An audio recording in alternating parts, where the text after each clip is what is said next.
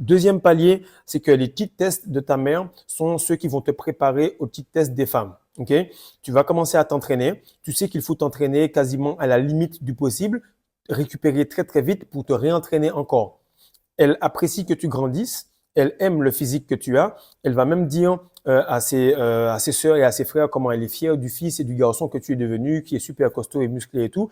Mais lorsqu'elle va voir que tu t'entraînes et que tu t'es pété la cheville ou que tu as failli peut-être perdre un poids sur ta tête, etc., elle va commencer à te faire des cheat tests. Elle va te dire, c'est pas bon, continue, finis tes études, ou elle va te dire, quand tu vas dans un date, fais en sorte d'être gentil, d'être aimable, sois doux avec les filles, ou elle va te dire encore, fais attention, l'entrepreneuriat, c'est pas certain, hein, faut que tu ailles dans un business où ça se passe bien, où tu as beaucoup de sécurité d'emploi, etc. Pourquoi? Parce qu'elle reste avec cette vision de toi, le petit bébé qui va continuer à avancer dans sa vision.